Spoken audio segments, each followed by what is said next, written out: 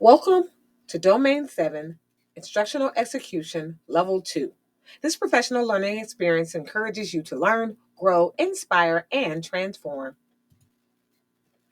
Domain 7, Instructional Execution Level 2 means that scholar learning modalities are accommodated through a variety of instructional methods. Higher level questions and discussions occur, and scholars support each other's learning process. High expectations for all scholars are expected so that scholars are able to engage physically and intellectually. Scholars are receptive to feedback as a result of independent and collaborative checks for understanding.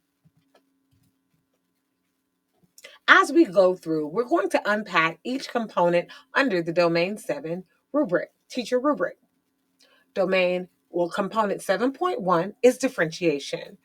These are some guiding questions that can be used to ensure that as educators in the classroom, we are on track. Does the teacher present a variety of learning activities that meet the individual needs of all scholars? One way that we can do this is ensuring that we differentiate. The cartoon below, popularly used to remind us of that concept. For a fair selection, everyone has to take the same exam. Please climb that tree. And so we have the opportunity through our day to day instruction to differentiate, to ensure that scholars are able to express how they learn, the way that they're learning, how they're thinking, and a variety of different modalities. And so differentiation allows for that process so that when our scholars are able to demonstrate success, whether it's on an exam or different things like this, they have built the muscle to be able to articulate what they know and what they can do. For example, one way that we can do this is providing choice. We want to provide choice in our classrooms, and the QR code provides a website that has some free digital choice board resources from Slide Mania. This is just one example of one of their free templates. For example, if you wanted to provide a more kinesthetic activity for scholars to utilize in a lesson, maybe you want them to demonstrate different. You have your standard for learning, but you want them to be able to express what they know through a kinesthetic approach, meaning movement, right, or visual. So maybe you are going to allow them to do some type of visual expression of what they know. Then we have auditory. Maybe they'll be able to use sound, music, some type of recording. And then we have the reading and writing component. So this choice board provides those four components. And the great thing about this Google slide presentation is when you click on kinesthetic activity 1, it automatically takes you to whatever you choose to put here for the activity. You can put an image, you can put websites, you can put resources, and then when you're done, you exit out and it takes you back to the choice board. So these are great opportunities for our scholars to be able to have choice and to be able to do a read aloud or to write something or audio or a kinesthetic activity. Indicator 7.2, higher level questioning. Does the teacher use open-ended questions to change thinking or to challenge our scholars in their thinking? How or the why? How or why questions definitely open up the thought processes. And does the teacher provide opportunity for higher level discussions? So these are things that we want to work hard to do in order to make sure our scholars are able to utilize every component of their brain, the creative piece, the learning piece, the thinking piece, the idea piece as well. One example would be just using our 5-minute do not activators, right? We could possibly give our scholars a quick design challenge. And so a do not activator, while we're giving them 5 minutes or 10 minutes or 15, it's up to you. We can provide them a design challenge. Now, one like this would be more detailed. And so you see 15 minutes there, but this is just an example of a do not activator, right? You could easily give them 5 minutes. And this is an example of really how we can get our scholars really thinking big outside of the box. So this design challenge says you have been gifted the following items and resources. What would you create that would support families negatively impacted by the current societal challenges? Now, we didn't even box the scholars in to whatever the societal challenges are, right? This gives our scholars an opportunity to let us know what are some of the problems that are happening in the world. They get to pick one of our societal challenges. And then how many items would you make? So this could be a challenge that's locally in their community. It could be a state challenge. It could be a national challenge or an international challenge, right? And then we ask, how many items would you make? Because the goal is for them to support families who are negatively impacted by one of these societal challenges. And then they know that there's going to be accountability. They're going to have to share what it is that they thought of. And so they have a 500 count of these wooden fixtures, right? And pallets. I think we call them pallets. So they have 500 of those. So they have all this wood, right? They have $100 bill. They have a Benjamin Franklin there, and then they have a tool kit. So they have an electric drill and they have tools there. What would you make? And so again, design challenges are really good. It goes along with a lot of STEM or STEAM curriculums, but again, it's something that you can put in your curriculum as well, whether it's social studies, science, art, math, world language, it doesn't matter. These are just some of the things that people create in today's society with those palettes, right? Man, this person created, outside in the trees, kind of a bedrock, right? Then we have this where they're using it to hold fixtures in a garage. This person is using it as pretty much to stack their shoes and organize their shoes. Perhaps families, maybe they live in a food desert, so maybe they want to grow herbs, and so, or certain types of flowers, of vegetation. Maybe self-care is a big issue. Maybe they have very stressful jobs, so this person created this for this palette, and they kind of put it here where they could use it for taking a bath and relaxation. Here a greenhouse, and here a bookshelf. And so you can do so many different things with design challenges. But here, this just opened up our mind to all of the things, and really currently, that we now use these palettes for. Once they were only used to help ship and really package things for cargo. Indicator 7.3, student collaboration. Our scholars provided opportunities to engage in meaningful collaboration with one another. Wow, in order to do that, we have to have strategies to really structure scholar collaboration.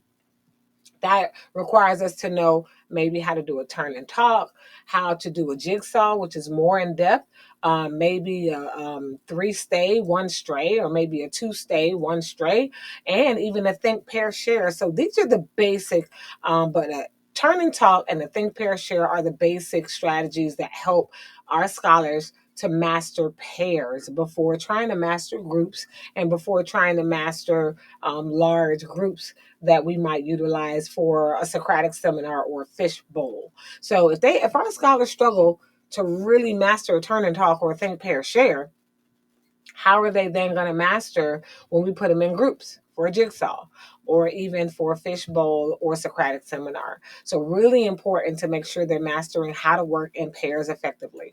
This is an example of what we might see. I like to use two stray, one stay. In my class, it gets the kids up and moving, and any activity that's going to get the kids moving around the classroom is really engaging to them. What I have the students do is I put them in groups of 3, and then they each are assigned a number 1, 2, or 3. The kids have the opportunity to write down their thoughts first before they move on to the next group and discuss their ideas. The ones will move on one spot over to the next group, and then the twos will move on 2 groups over. And so they have the opportunity to talk to different people. The groups are mixed. And eventually, after they've spoken to their new group, they come back to the original group, and they're able to discuss new ideas, cool facts that they learned, or anything else that they thought was interesting about the assignment for the day. I really like using it because my students are ELLs, and it's very, very important for them to first put their thoughts in writing, and then to be able to discuss them, feel more comfortable discussing their ideas with their next group. And so we have just one example of how a teacher chooses to use two stay and one stray. Indicator 7.4 is about effective instructional strategies. So, again, a guiding question for us as educators are there a variety of instructional strategies used to maximize learning? We all need more and more strategies in our toolkit, and it provides us the opportunity to keep things fresh, innovative in our classroom. Sometimes scholars do get kind of bored with the same strategies and structures. So, it really can provide us variety, especially as we get ready to conclude one semester or 9 weeks and we go into the next season. So it's nice to kind of roll out different strategies that work, that provide movement, that provide opportunity for discussion, collaboration, independence, empowerment, design challenge, deeper thinking, etc. The next guiding question is, are checks for understanding incorporated into the lesson? Maybe that is through digital platforms like quizzes and other platforms, a pair share, turn and talk, reflections, scholar output, anything that scholars do that allows them to share their knowledge, their thinking, their understanding, what they can do, really is an opportunity for us to collect data on what our scholars, where they are in their learning. And so this is just one resource and one website. We have the Teacher Toolkit. So it just provides some great videos and visuals and even resources that can be printed out to really support some strategies that range from strategies that can be popularly used with scholars on the autism spectrum, strategies for classroom management, opening activities when you want to open your lesson. What are some things you can do to engage and hook scholars into learning? Checks for understanding, partner practice, group practice, independent practice, reading strategies, games, and closing activities. So this website is a great resource and tool, and one that could definitely help you to build your toolkit. Indicator 7.5, culture of complex thinking. This is one of our favorites. Are scholars able to ask and answer higher level questions and or engage in higher level tasks? We want to make sure that we're helping our scholars and pushing them towards that level 3 and level 4 questions according to Webb's depth of knowledge. And so this educator reminds us, why is complexity our goal? And so just listen for 2 to 3 reasons why complexity is ideal for our scholars. I think about how what I teach influences their path often, and I tell them all of the time that we're neighbors, that we live in the same community, and that it's important to me that when they exit this school in 4 years that they are able to think, because we had this whole dialogue, which is why I have this World History Big Ideas poster up front, is why are we learning about this? And I'm like, it's not necessarily that you remember that Muhammad died at the age of 63 and his hope was to spread Islam throughout the Arabian Peninsula. But what I want you to be able to do is those academic vocabulary words where you have analyzed something and then you can you can synthesize it and you can create your own idea about it. So the goal is to teach them how to problem solve and to think critically. And by posing things like higher order thinking questions at the end of a unit and they're not quite there yet. Like we're still getting 1, 2, 3 word answers, but we're building. Wonderful. I think she said it in an amazing way. We want our scholars to be able to problem solve. We want them to analyze and synthesize and come up with their own ideas, to expound on other people's ideas. So the overall goal of higher order thinking questions, getting in those Webb's depth of knowledge level 3 and 4 questions, is because we want to get our scholars at a place of cognitive complexity. That's what higher order thinking is. That's what hot questions are. They refer to how many steps it takes to answer the question, right? That's the level of depth. If there's a right or wrong answer, it's not very deep. And so it might be difficult, but it doesn't mean that it's complex and that it's a hot question. So difficulty refers to how many students answered the question correctly. So we know a question is difficult if maybe only 40% of our scholars were able to respond to it, right? But it doesn't necessarily make it a hot question unless it's multiple steps. It's layered. It has depth to it. There's not just a right or wrong answer. And when we think, is it hot? Just one quick way of remembering. A lot of times we start our lessons at the remember phase. We ask these what questions that have a right or wrong answer. They can recall a fact or, in what year did this person Um, did they, win a gold medal, right? That's just a remembering question, a recall question. That's at the bottom of Bloom's taxonomy. And a lot of times when we start there, we never get to the top of this pyramid, which is why we tend to go with Webb's depth of knowledge. We sometimes don't get to the analysis piece, the evaluation piece, or that, again, those open-ended developmental design questions, right? Like the design challenge we had. We don't get to that hot zone. So this becomes a problem in education. And so the goal is we use Webb's depth of knowledge because the goal is going deeper, right? How can the knowledge solve problems? So, and strategic thinking is something that's required in, for example, the TV show Survivor. They have to use strategic thinking.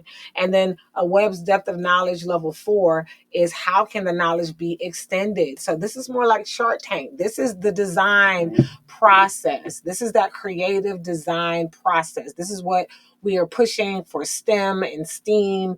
We want that extended thinking. So if you had to think about two shows, Survivor and Shark Tank would be the two shows. Jeopardy would absolutely be a Web depth of knowledge level 1. It's just what is, it's recall, it's reciting, it's rote memorization. Do you know the definition of this word? That's a level 1. And we want to live at a level 3 and a level 4. Indicator 7.6, content knowledge. Does the teacher reflect solid content knowledge and clearly communicate expectations? Also, do scholars reflect that they understand the lesson content and expectations?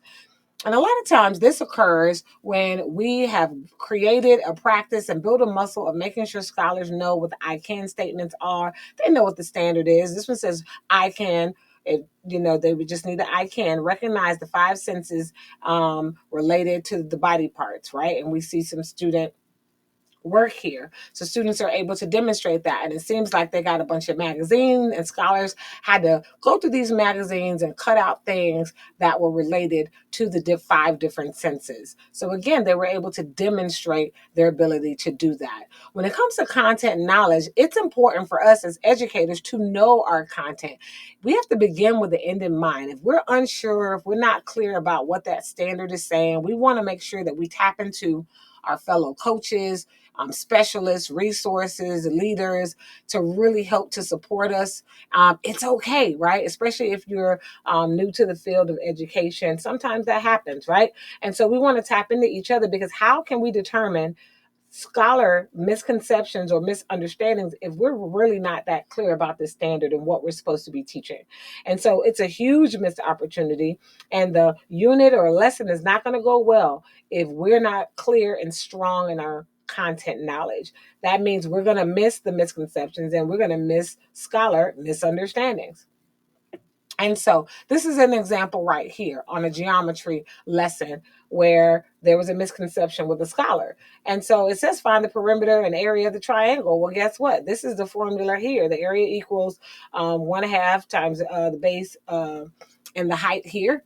And so, yeah, if the scholar hasn't identified the base and the height, and these are inaccurate, you know the answer is. So you want to stop right here. So the misconception is here. Do scholars know the base and do they know the height? So maybe the teacher is going to have all scholars in the room. Check your neighbor's work before you even allow them to solve it. We want to make sure that you have successfully identified the base and the height.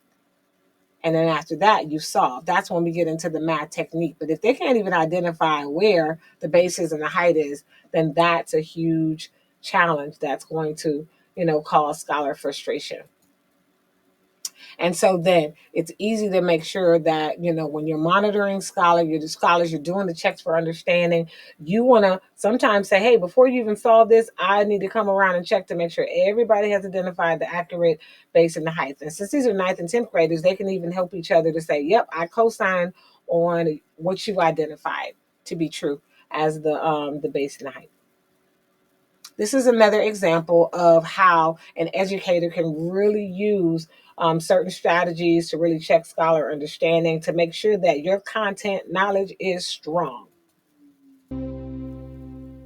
I like using concept maps whenever I am trying to get my students to understand relationships between data. So whenever I'm setting up a concept map, first thing I have to do is figure out what kind of information I want my kids to know. You find the right map to fit the data that you're looking for, and then it's passing it on to your kids. I chose this specific concept map for my fission and fusion because I looked at my TEK. My TEK said compare and contrast fission and fusion. So I knew I needed some kind of graphic organizer that was going to do that. So I picked a bubble chart that had the certain amount of differences and then the certain amount of similarities, and it's very visual for the kids. I chose to use cards to help build this concept map because I was using this as a note-taking device.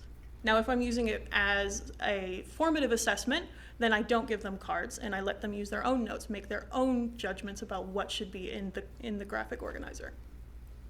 Students really like concept maps because it's so visual. It's very easy for them to understand the relationships that I am trying to get across, as opposed to just words on a page where they have to draw the relationship themselves.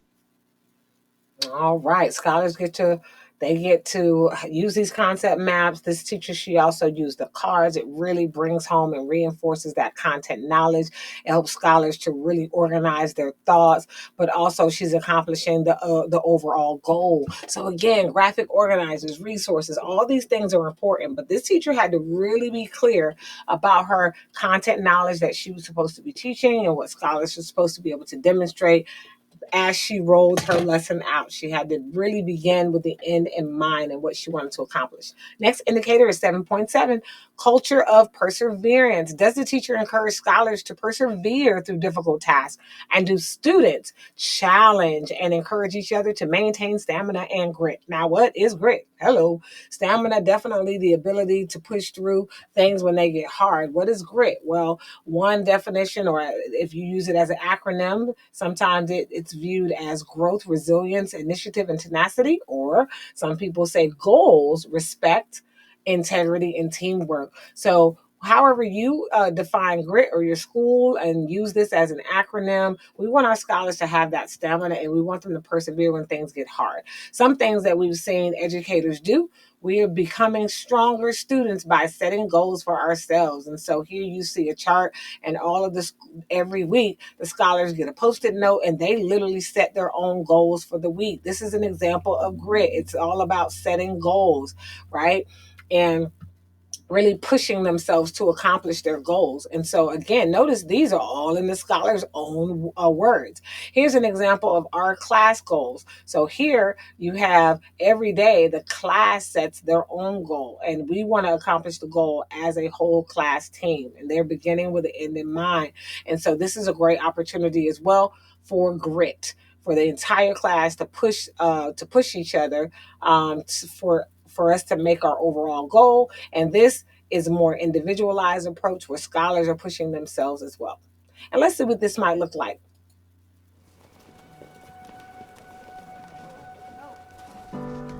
Kenny is a student that participated in my grit program last year. This is my evaporator.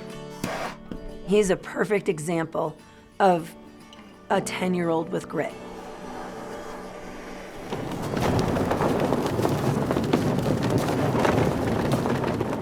In New Hampshire, we do a lot of sugaring, which is the term for making maple sugar, and it's a whole ton of work. This one's actually kind of got some in it.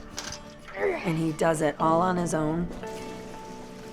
And he'll collect the sap with the steers, boil the sap, and then get the end result of the syrup. Easy. He will be able to accomplish anything that he sets his mind to. I'm Amy Lyon, and my goal is to spread the good word about grit.